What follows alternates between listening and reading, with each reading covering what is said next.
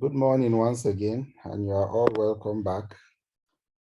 As I was saying regarding the interpretation of lab results, it features in all aspects of your exams, both the MCQs, picture tests, and as well as the OSCE. And what you need to know when a question is presented to you with regards interpretation of lab results, the clinical scenario that is presented is very, very important for a more appropriate interpretation. You do not only concentrate on the parameters, but also the clinical scenario that is provided so that it will give you a more appropriate interpretation of the results. So we are going to be taking various types of investigations and how the results are interpreted. Okay, so we are going to commence with a full blood count. And you should know the complete blood counts, otherwise called the full blood count.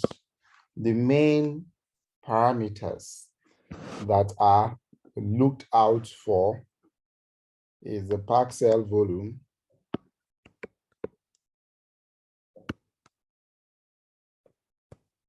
white blood cell count,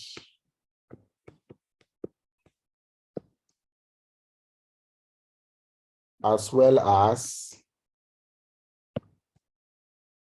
the platelet counts. Now, it's very important you are able to interpret all these. Now, the packed cell volume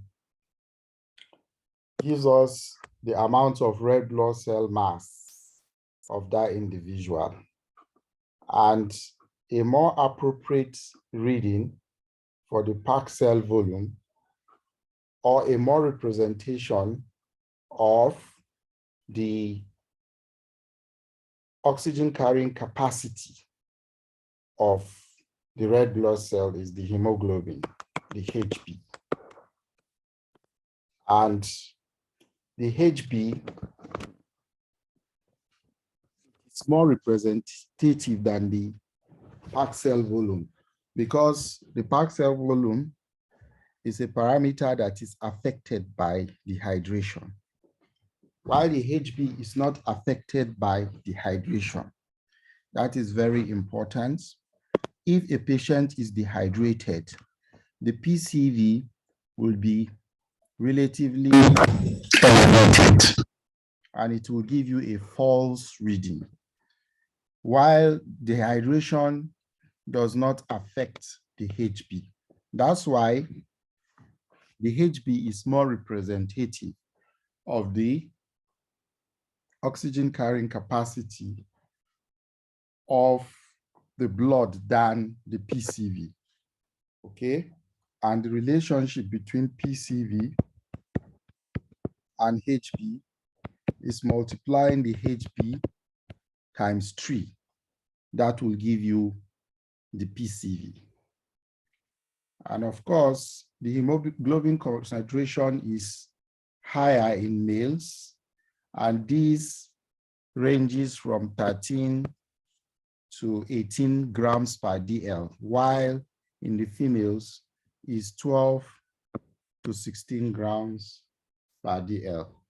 For obvious reasons, females lose blood regularly every month. Monthly blood loss contributes to a lower PCV or HB as compared to men.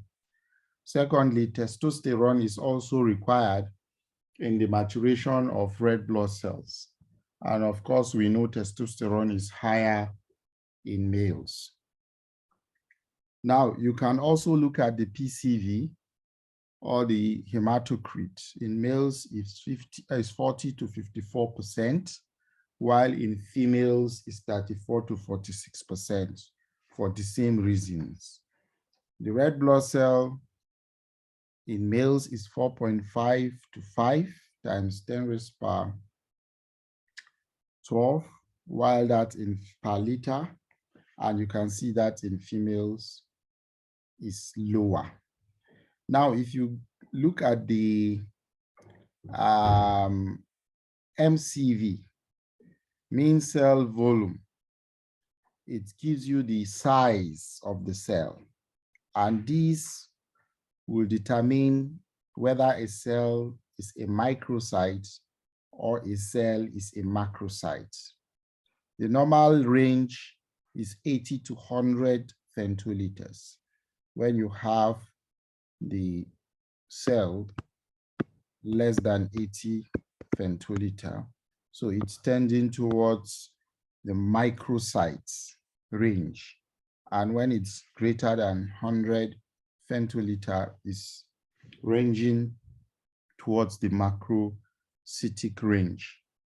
Now, the mean cell hemoglobin, it gives 27 to 32 microgram, while the mean cell hemoglobin concentration now, not per cell, is 31.5 to 34 grams per liter.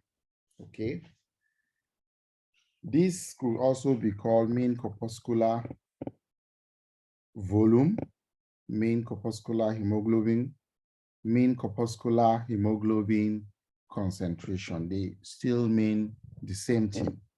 So the take home on this slide is, 1, hemoglobin is more representative than PCV because hemoglobin is not affected by dehydration, while PCV is affected by dehydration. When there is loss of plasma, there is a relatively false elevated PCV.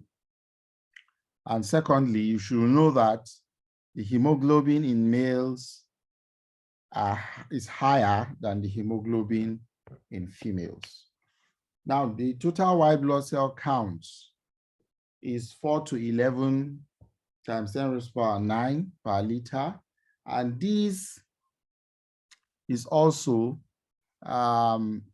very important, especially in our environment. You should know that these values ranges. It varies in our environment. Why? Because of malnutrition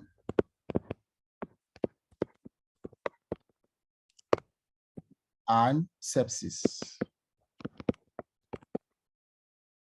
So this value can be lower.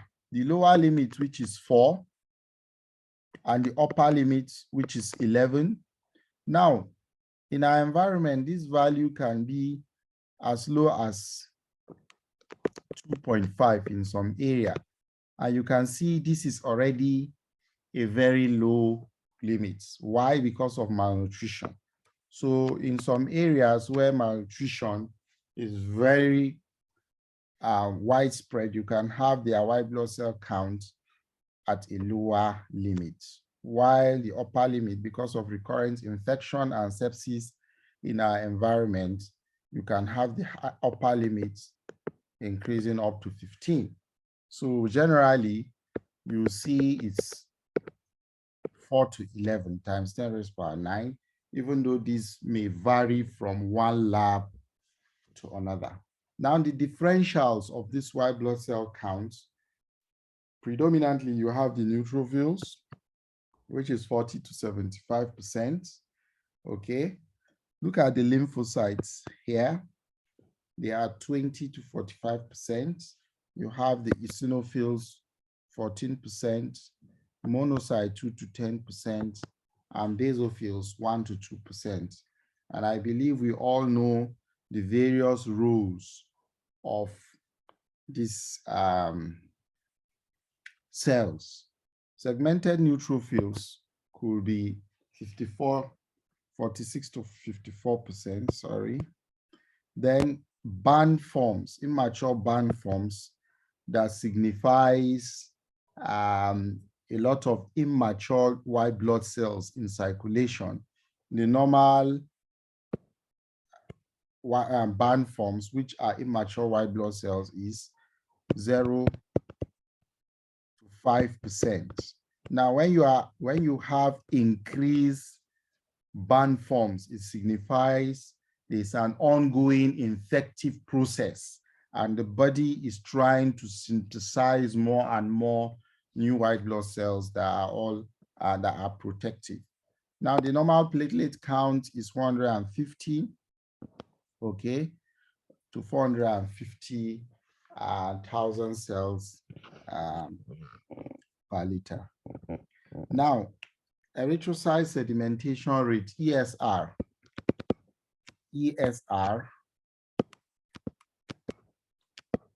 ESR is a test that is used to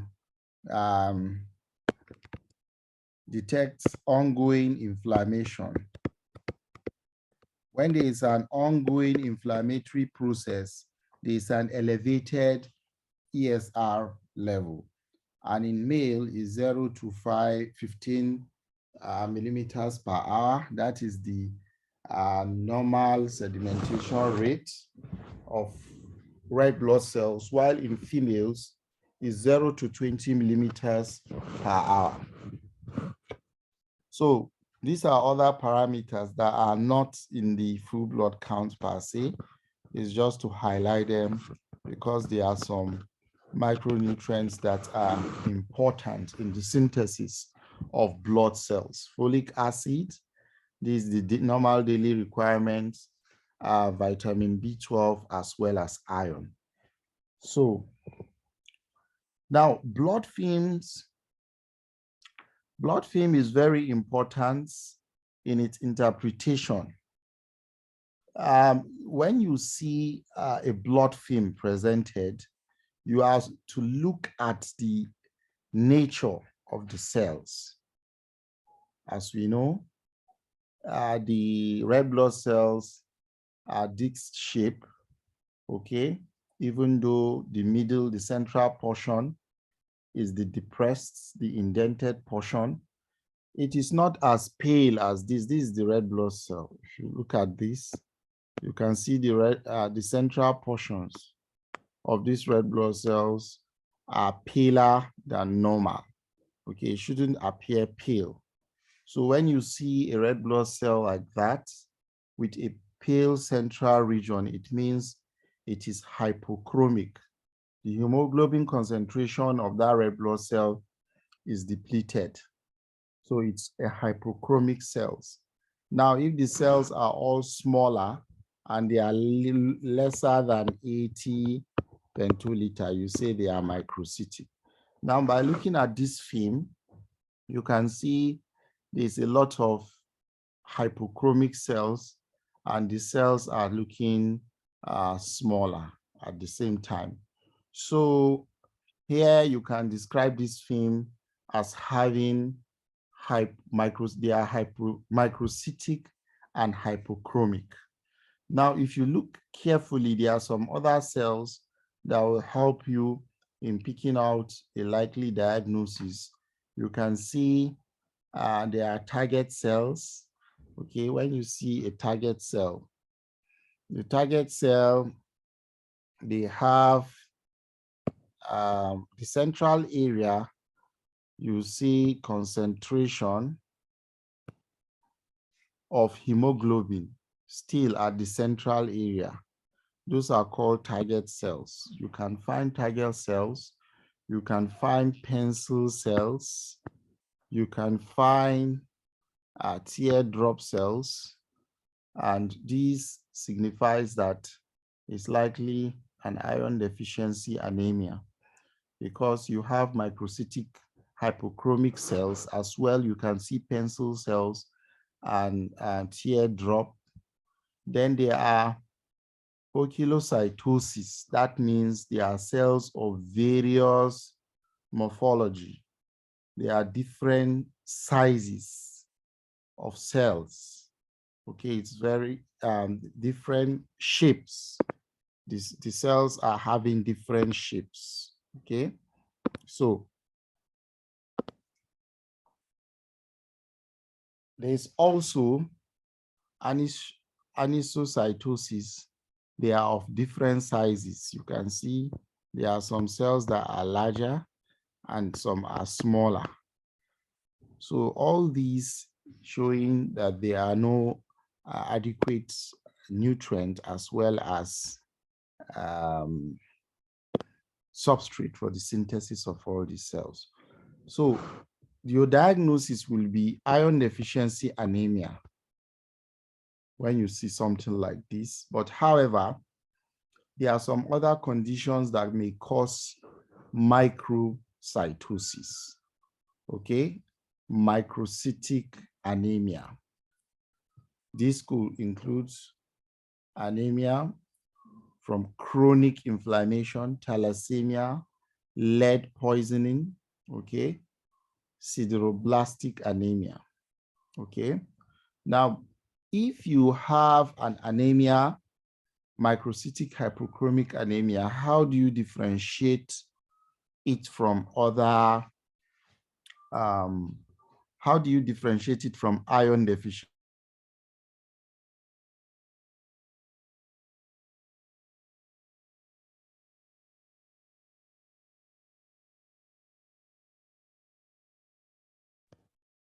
Sorry for my interrupted network. I think the network is not very stable today. Okay. So, how do you differentiate iron deficiency anemia from other forms of anemia? Iron deficiency anemia is differentiated from other forms of anemia by assessing the serum iron. The serum iron will be low in iron deficiency anemia, while for other causes of microcytic hypochromic anemia, it will be within normal.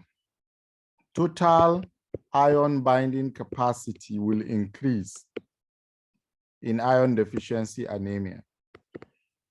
Okay? Total iron binding capacity will increase in iron deficiency anemia. As well, and lastly, bone marrow iron will also reduce. Bone marrow iron will also reduce. So in cases where you see iron deficiency anemia, okay, or in cases you see microcytic hypochromic anemia, to differentiate it from iron deficiency anemia, you have to do these tests. And by the way, why do patients have microcytic hypochromic anemia? Why do generally patients with iron deficiency have, why are the cells small?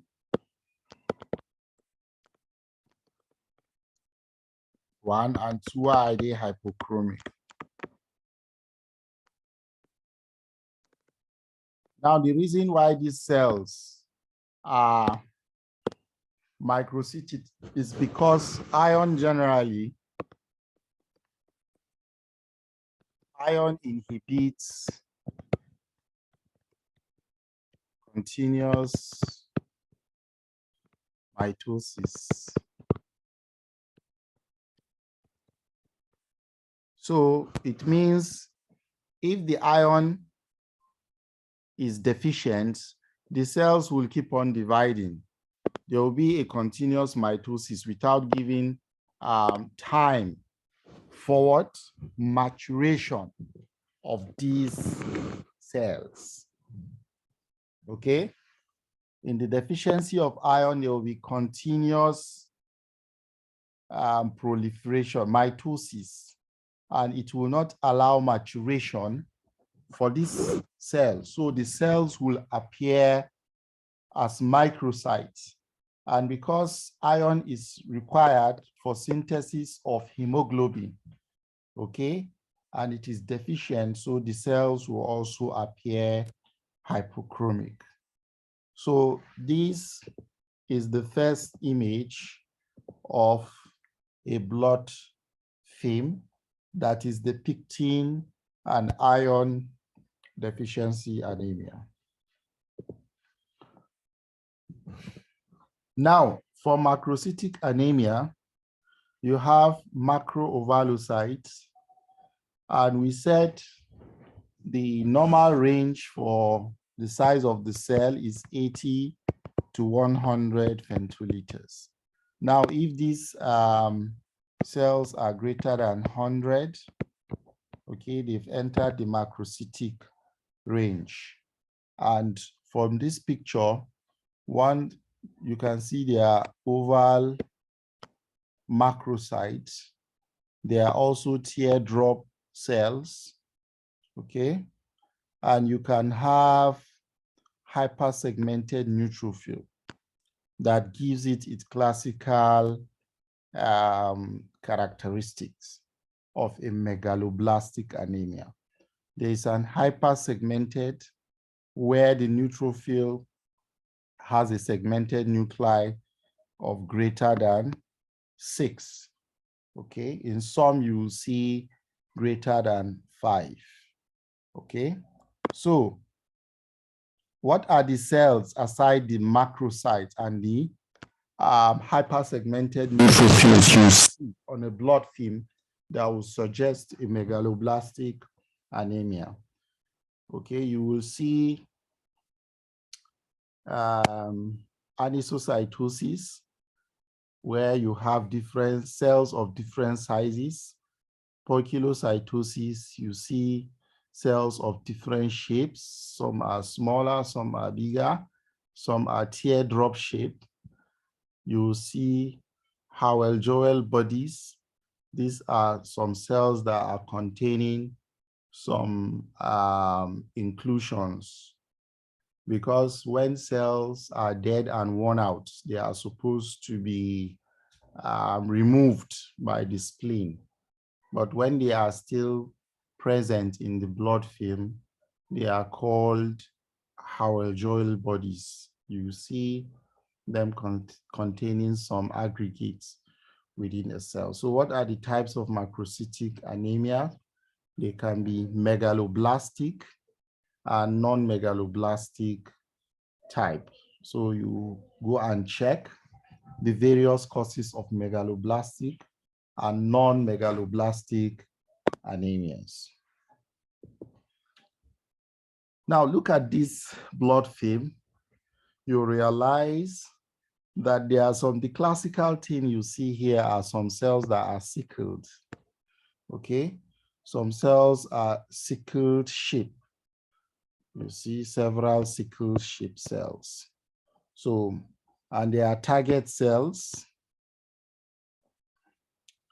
Okay, the target cell you see at the central pale area of the cells, of the red blood cells, you will see some concentration of hemoglobin. You see Howell-Joel bodies, okay, and some nucleated RBCs, immatured ones. So the diagnosis classical here is sickle cell anemia. Now, it is very important you identify the blood film. If not, the questions that may follow might be problematic for you. If you don't identify the film correctly, you might have difficulty in answering the question correctly. So let's proceed. Now, if you look at this blood film, you can see redox formation or aggregates of red blood cells. This process is called redox formation. And you see commonly in multiple myeloma.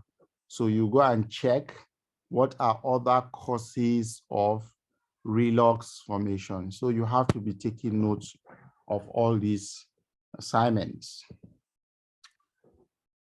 Okay. This picture shows an immatured cell, undifferentiated white blood cells. You can see they are huge. They have not differentiated. into a specific lining, and these are blood cells, immature, undifferentiated cells in the blood film. These leukemias actually appear when you have several number of these blast cells in the blood film. And these blast cells are immature and undifferentiated white blood cells. They appear in multiple numbers, suppressing the bone marrow and presenting with other features. There are some specific tests that are used to actually detect the actual type of leukemia, whether the cell lining is acute myelocytic leukemia, or whether it's an AML or ALL. But however, it's a leukemia because of multiple immature and undifferentiated white blood cells. Now, this is classical, the starry sky appearance. The starry sky appearance is a classical picture that depicts a bucket lymphoma. And this starry sky is as a result of large amount of macrophages.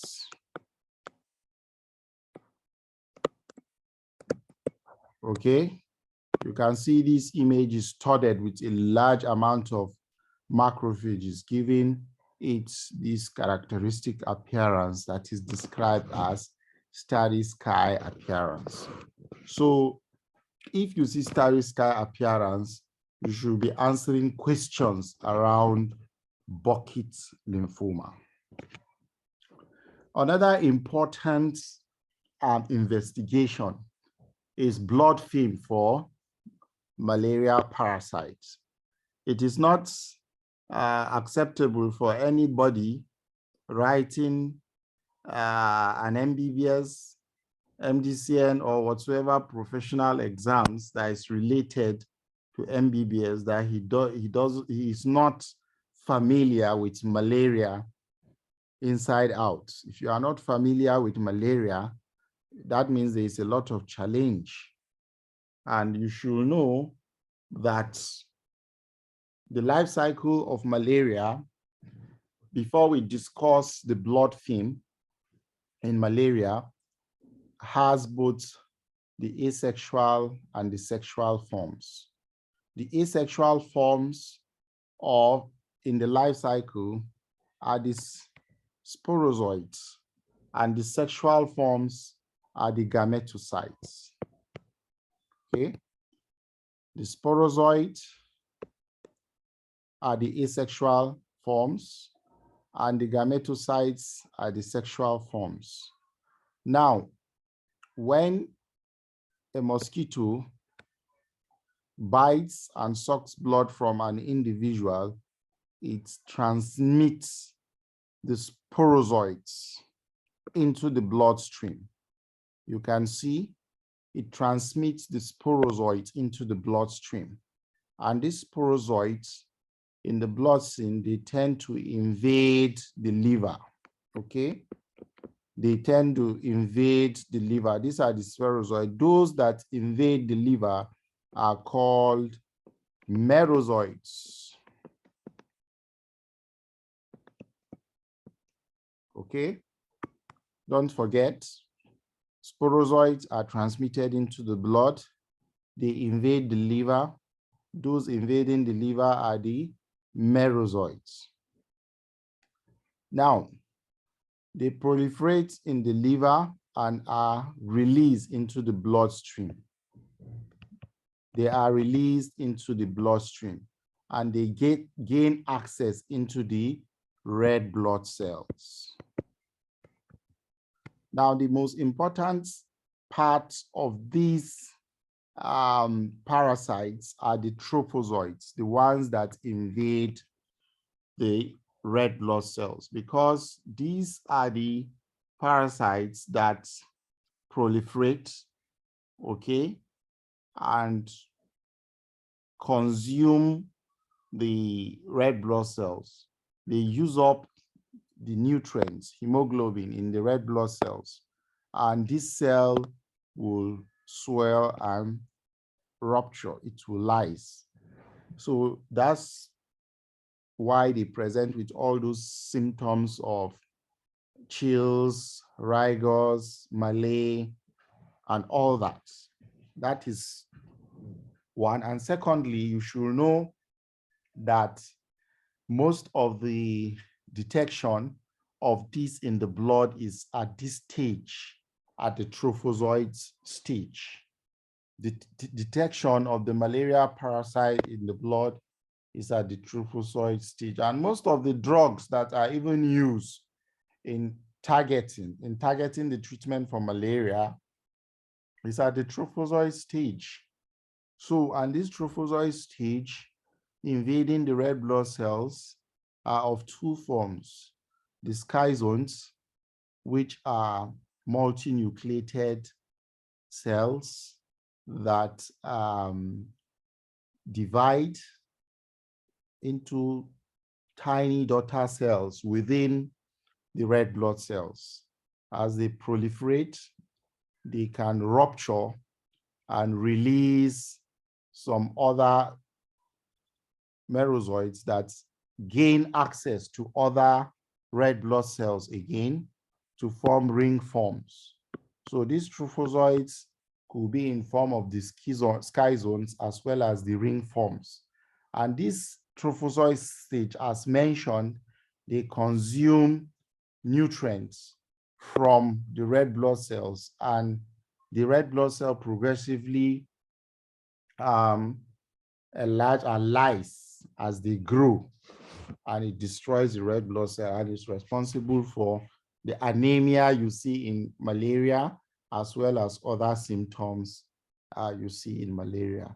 Now, the merozoites that are released from these ruptured cells now can differentiate into male and female gametocytes. Male and female gametocytes. And these are taken up by the mosquitoes again. And this fertilization occur within the guts of the mosquitoes to form the oocytes. The oocytes now give rise to the asexual forms again, the sporozoites, and this cycle continues.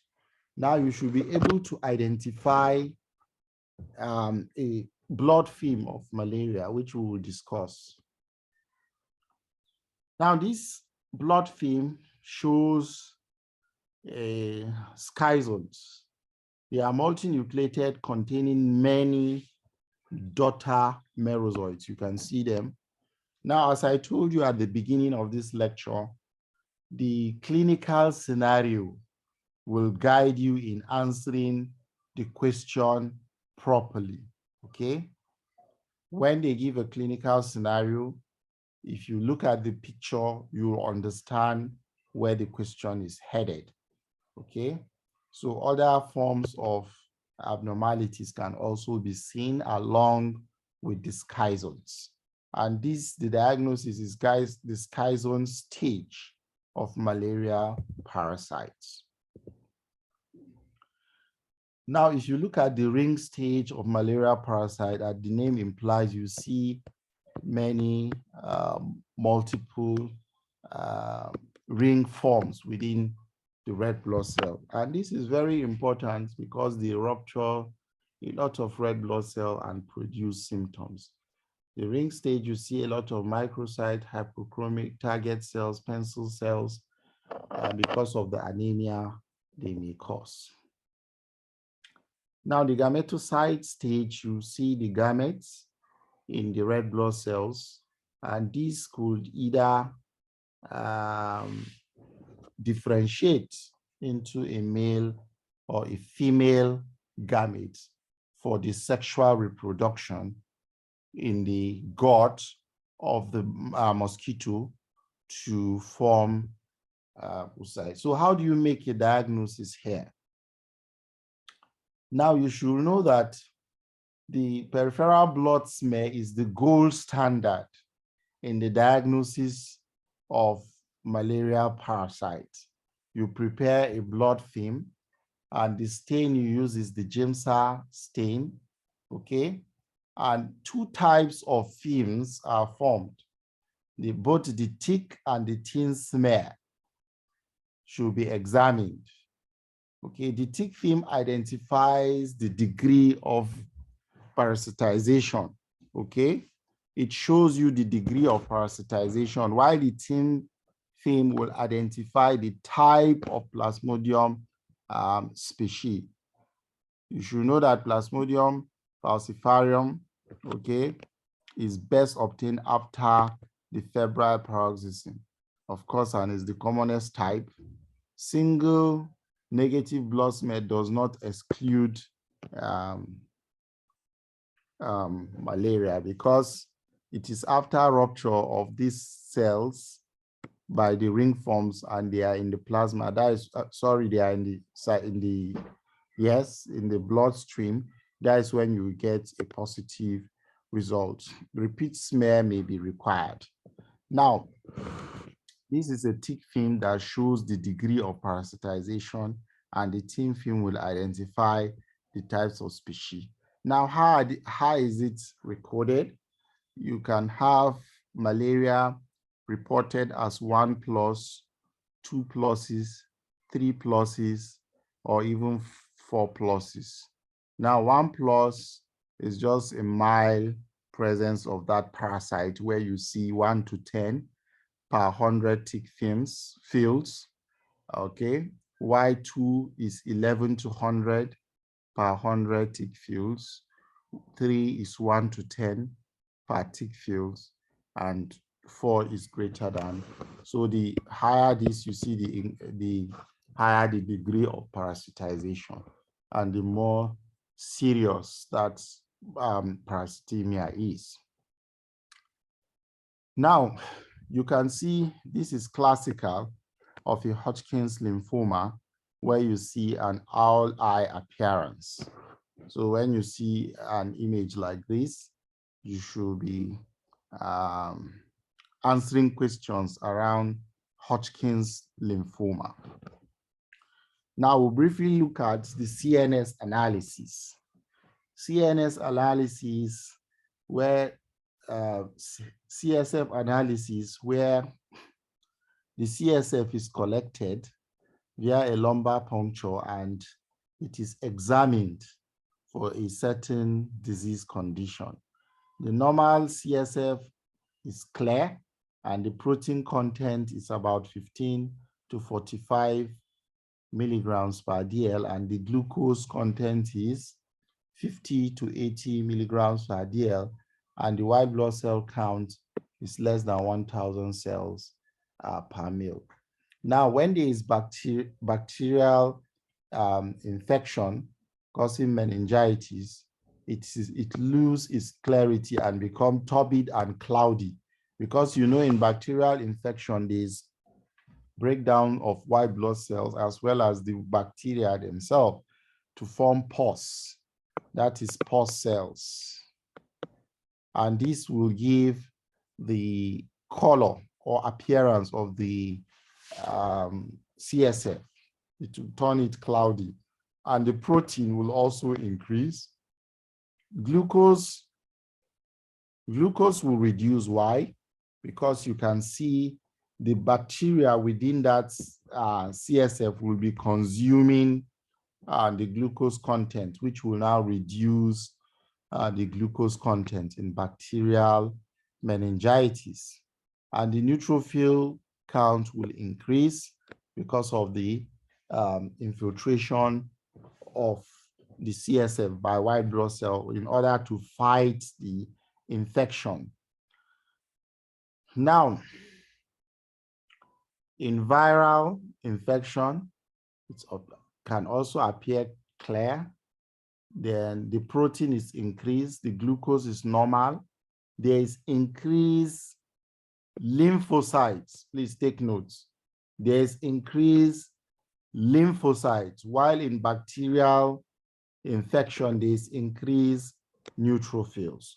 In tuberculosis, they are yellowish or viscous, or some describe it appearing as web-like. And the protein content increases, and because this is also a bacteria, the glucose content will also reduce.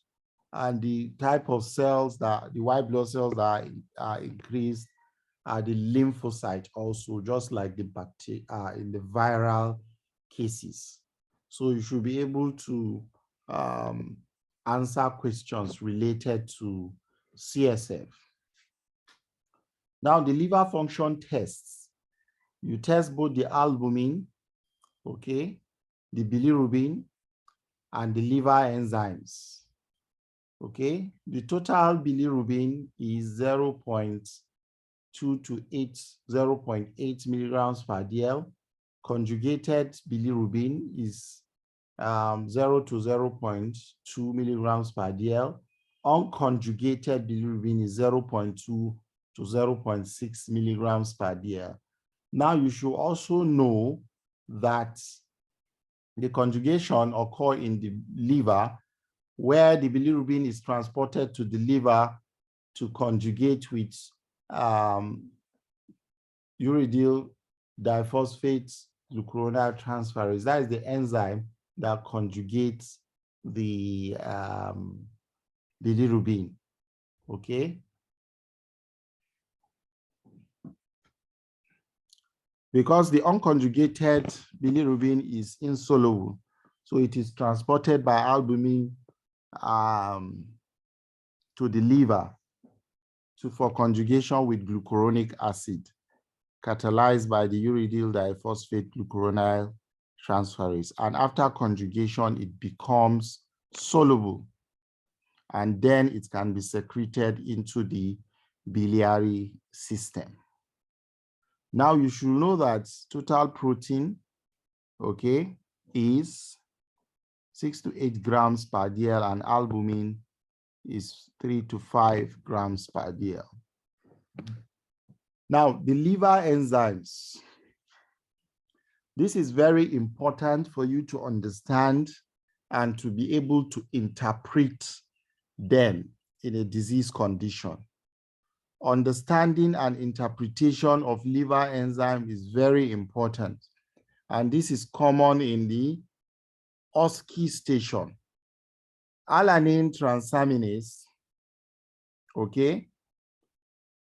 Aspartate transaminase, AST, alkaline phosphatase, gamma glutarate transferase are liver enzymes. And you should know that ALT and AST are markers of liver problems. However, ALT is more specific for liver disease because it is primarily produced by the liver cells, precisely in the mitochondria of the liver, while the AST is seen in other tissues like the heart, the muscles, red blood cells, and bone marrow. So it is less specific, but however, in getting a complete picture of a liver problem, you have to combine both for assessment. And you should know that alkaline phosphatase is produced mainly from the cellular lining of the biliary tree. So it is markedly elevated when there is obstruction of the hepatobiliary tree. So it doesn't drain into the duodenum, it moves back into the bloodstream. So you should be able to tell that, okay, ALT is the most specific liver enzyme because it's produced primarily in the liver, while AST is produced also from other tissues. Gamma glutarate transferase is also specific for biliary obstruction. And you should know that AST-ALT ratio is greater than 2 in alcoholic liver disease. Thyroid function tests.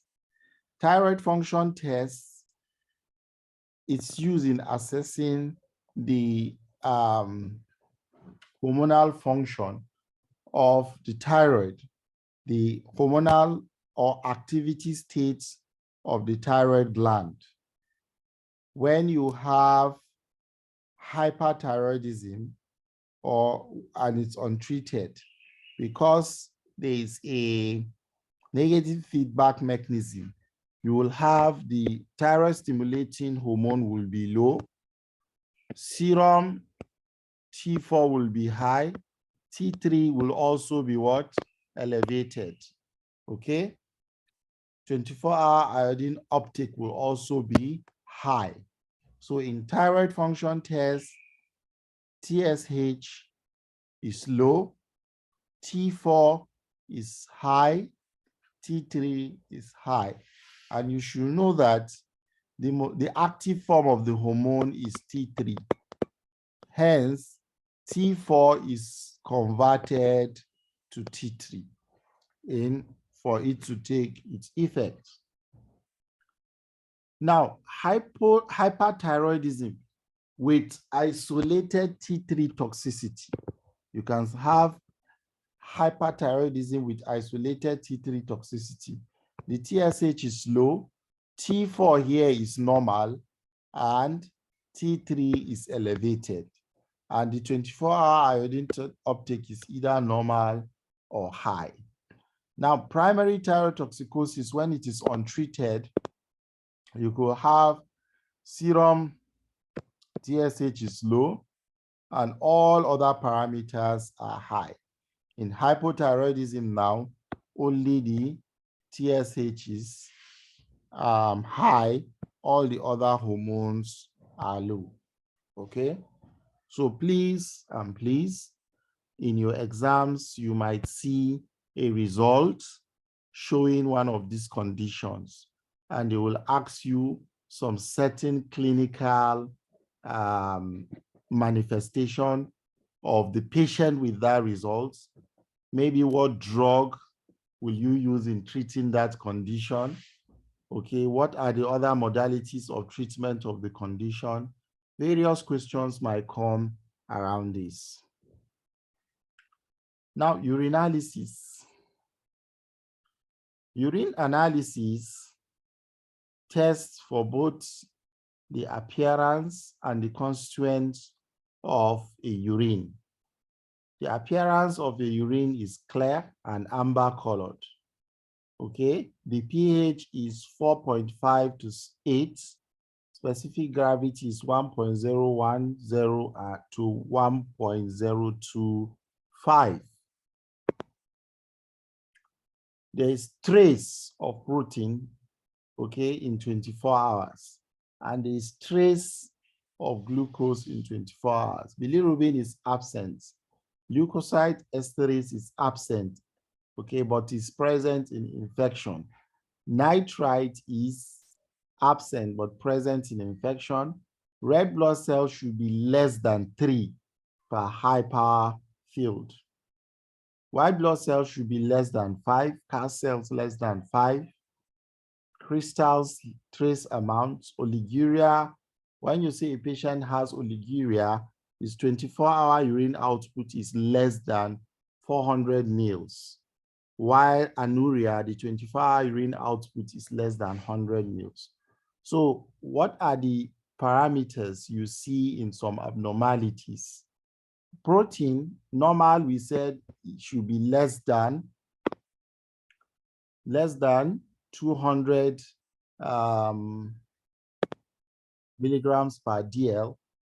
And when there is proteinuria, usually possible causes of proteinuria will include nephrotic syndrome, glomerulonephritis, multiple myeloma, lower urinary tract infection, tumors, or stones. Now, glucose should not be present or trace. When you see glucosuria, there's an uncontrolled diabetes, mellitus, or gestational diabetes, or even Fanconi syndrome. When there are ketone bodies, there is diabetic ketoacidosis, glycogen storage diseases, patient in starvation, patient with prolonged vomiting, okay? Okay, unbalanced diet, high fat and low carbohydrate diet. Okay, bilirubin shouldn't be present in the urine. If it is detected, there is hepatic or post-hepatic jaundice. Now, urobilinogen, okay, should be traced. Okay, when it is greater than 2 grams per DL, it means there is jaundice. Okay, normally in obstructive jaundice, urobilinogen is not excreted in the urine. So absence of urobilinogen in the urine signifies obstructive jaundice. Please don't forget this. Absence of urobilinogen in the urine signifies presence of obstructive jaundice, not all type of jaundice, but what? Obstructive jaundice. Okay, blood should be, there should be no blood in the urine, but however, if there is hematuria, which could be from acute or chronic glomerulonephritis, trauma, cystitis, renal stones, tumor, bleeding disorders. Okay, hemoglobinuria can be seen, it can be seen in hemoglobinopathies, malaria, transfusion reaction from blood incompatibility. Okay, this is a very important investigation. It almost always comes out in your exams. It almost always comes out in your exams. And this is serum urea and creatinine. These are the various normal values. Sodium is 135 to 145. Potassium is 3.5 to 55 millimoles per liter. Chloride is 90 to 110 millimoles per liter. Bicarbonate is 20 to 30 millimoles per liter. Urea depends on the age. Sorry, it depends on the sex of the individual. For males, 8 to 24 milligrams per DL, and for females, 6 to 21 milligrams per DL. Creatinine is also affected by the sex. In males, it's 0.6 to 1.2 milligrams per DL, and in females, it's 0.5 to 1.5 milligrams per DL because it's affected by muscle mass. Now, sometimes the creatinine is reported in millimoles per liter, and to convert milligrams per DL to millimoles per liter, you multiply the milligrams per DL by 0.0884. It converts it to millimoles per liter. Now, what is the significance of knowing the U and E? You know, when there is fluid loss, fluid loss.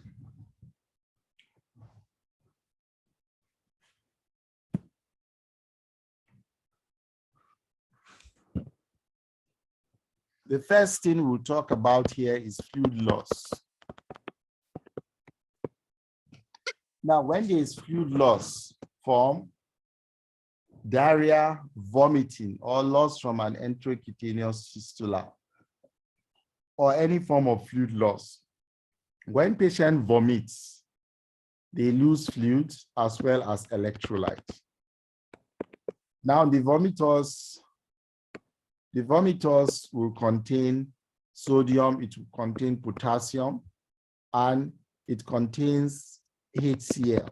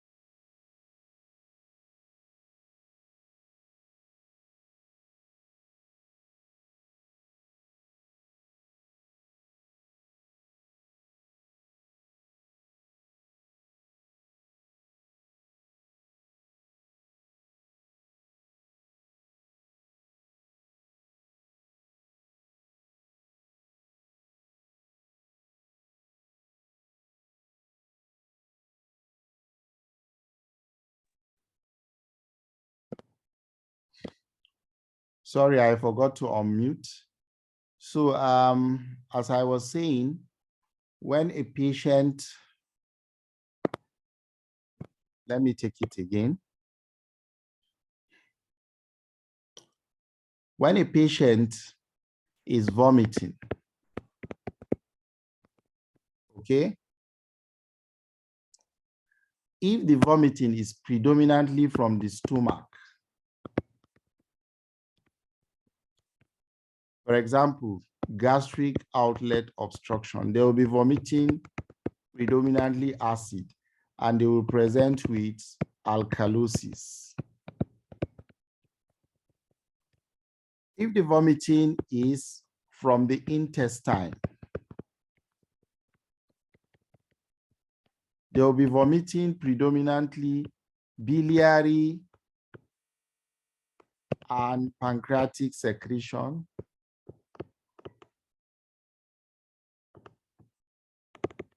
which are predominantly what?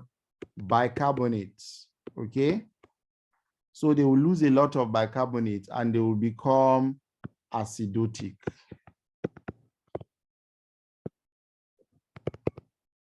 When a patient is passing diarrhea stool and is losing a lot from the small intestine, you will have acidosis plus dehydration, okay? Secondly, urea and creatinine now.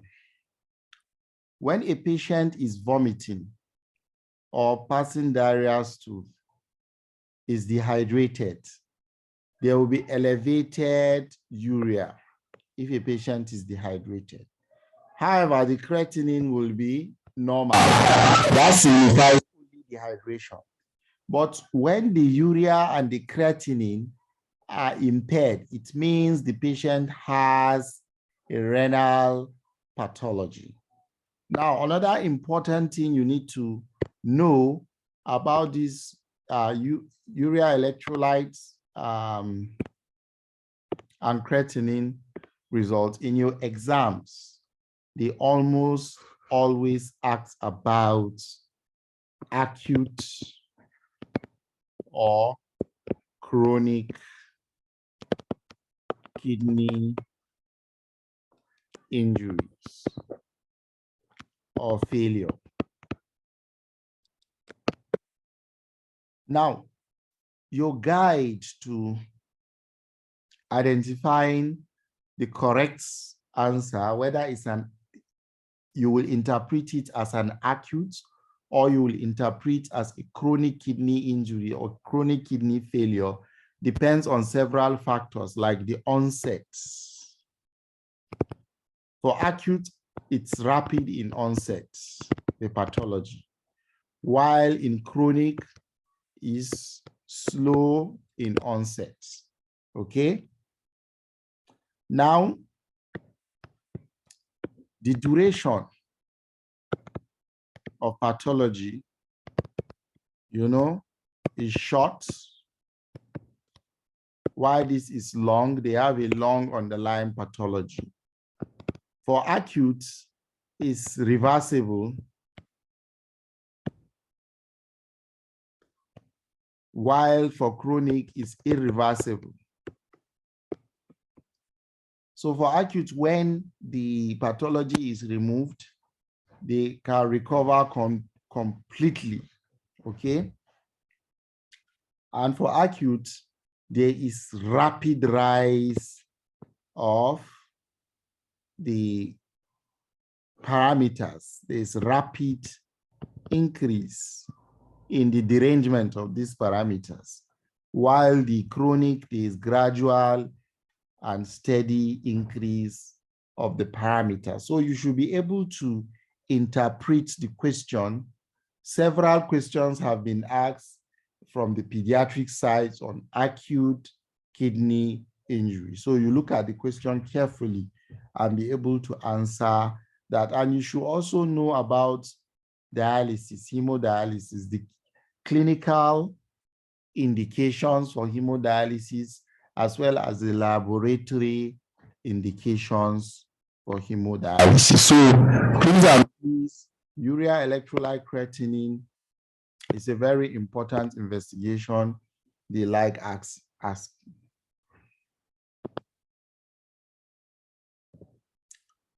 Now, blood sugar.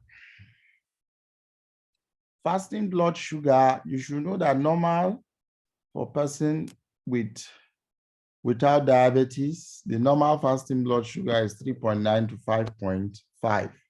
When it goes beyond 5.5 to 6, that sugar of the individual is impaired. They have an impaired sugar level. For someone with diabetes, it's 4.4 to 7.2 millimoles per liter. Random blood sugar for the normal individual is less than 11.1 millimoles per liter. For diabetes is greater than 11.1 millimoles per liter. You should know this is fasting, 3.9 to 5.5, okay? And diabetes usually is greater than 7.2, because between this 5.5 now to 7, okay, there's impaired sugar level, but you don't call that diabetes until it has exceeded 7.1 or 7.2. Now, normal blood sugar 2 hours after meal for normal individual is 7.8 millimoles per liter, while for someone with diabetes is 10 millimoles per liter. The glycated hemoglobin for individual without diabetes is 5.7%, while for diabetic is greater. For someone with diabetes, is supposed to be greater than 7%. And this is also important in detecting individual with good or poor glycemic control. So when a patient is not regular on his medication, his glycated hemoglobin is going to be persistently high.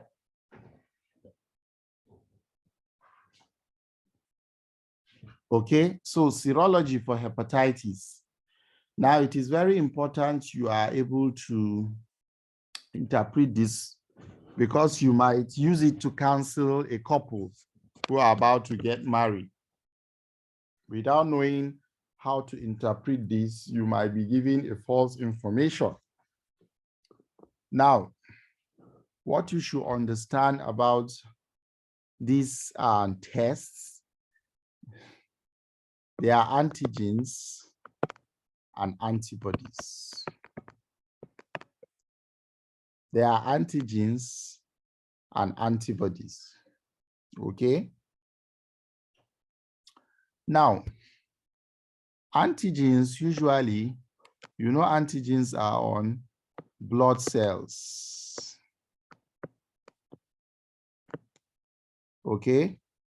While antibodies usually they are in the plasma. Generally for antigens, antibodies in blood cell. Now, in hepatitis, when a patient is exposed or infected by hepatitis virus, usually they will have a positive antigen. That is the first thing you need to understand. When this patient is infected by a virus, they will have the virus there is the antigen. Because of the product of this virus, they will have positive antigen.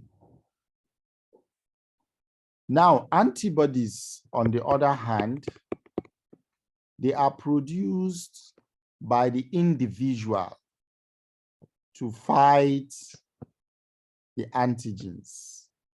So when a patient has antibody, it means he has either acquired immunity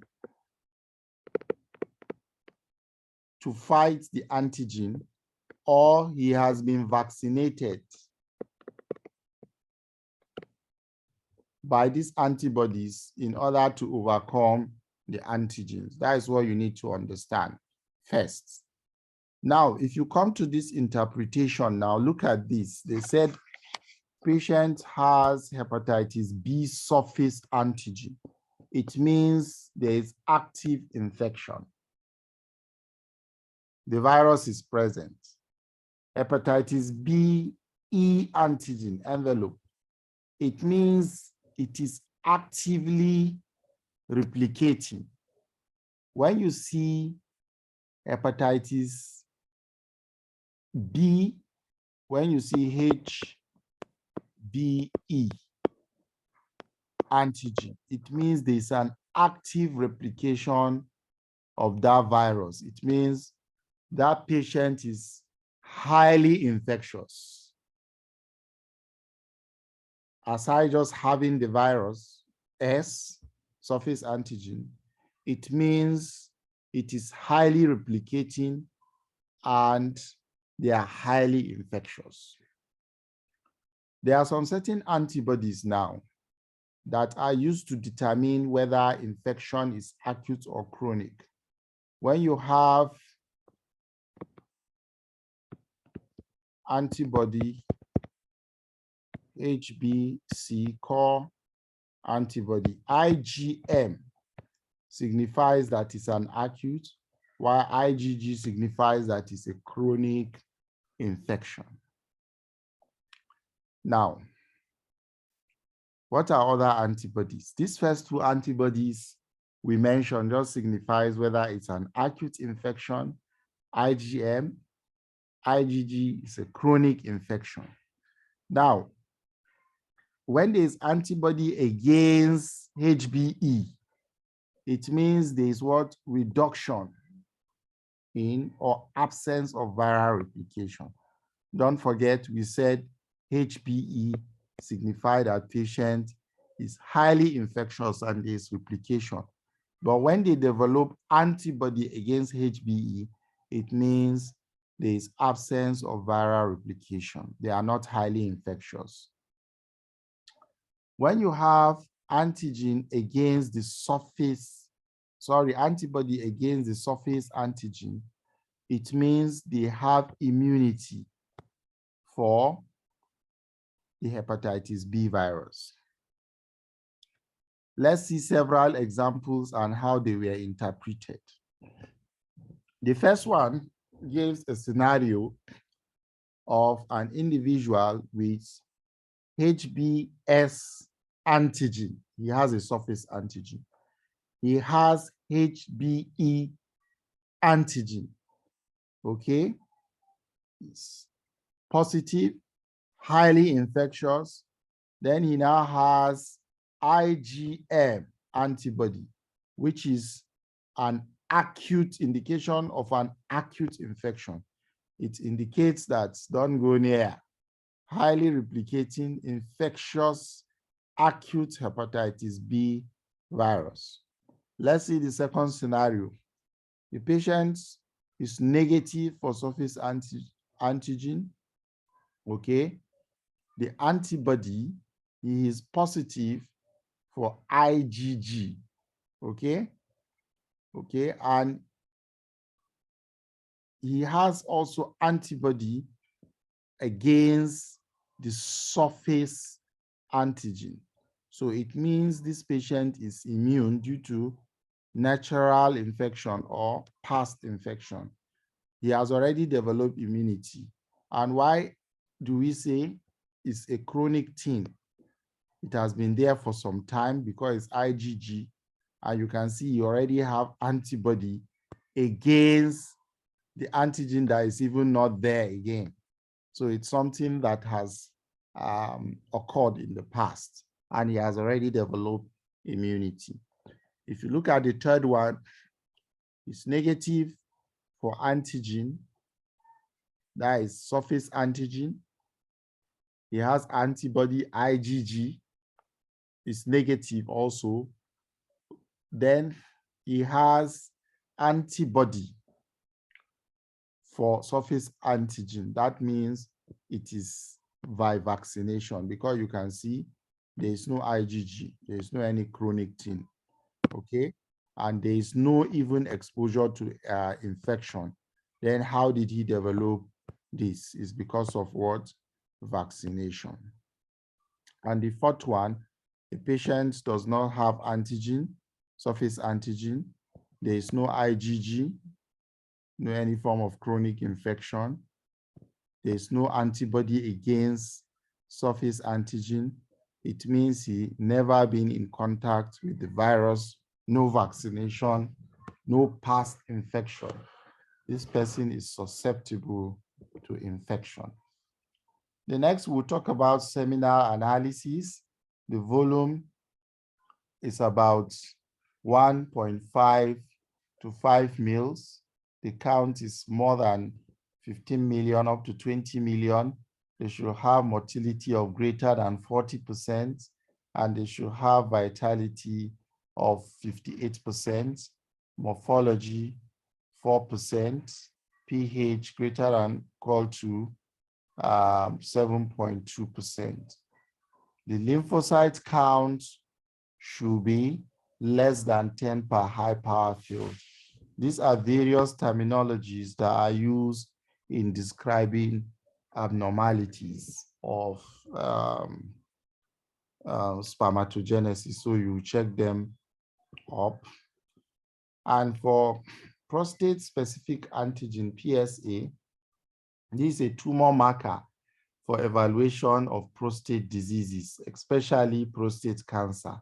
And the normal is 0 to 4 nanograms per mil.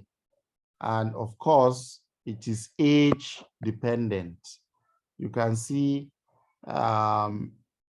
patients, the values for those less than 50, that is 40 to 49, is less than 2.5. Those 50 to 59, 3.5. 60 to 69, 4.5, and 70 less than 6.5. And you should know prostate cancer usually is something that is commoner in patients that are more than 75 years.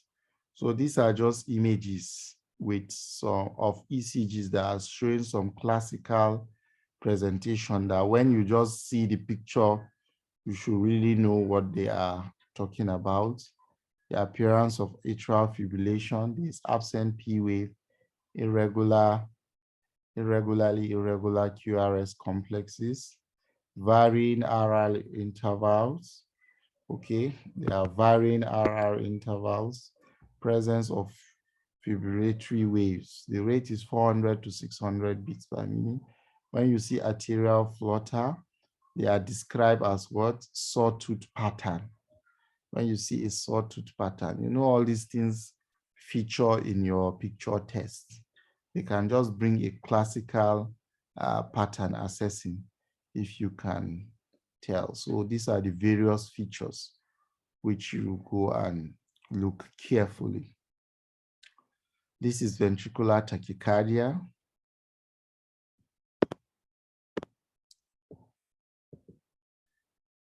Ventricular fibrillation, bradycardia, you can see the rate is less than 50 beats per minute. The rhythm is regular. Okay, P wave are constant and precede each QRX complex. And tachycardia, the rate is more than 100 beats per minute.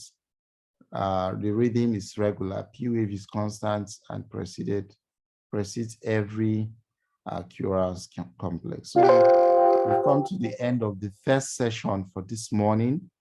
We are going to take the second session, which is going to be pathograph, and is going to be described by Dr. Mariam.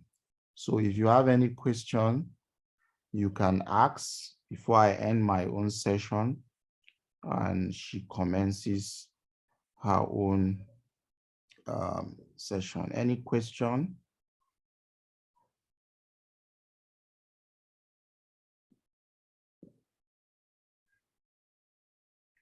If you have any question, you can unmute yourself and ask. Otherwise, we'll end the class here.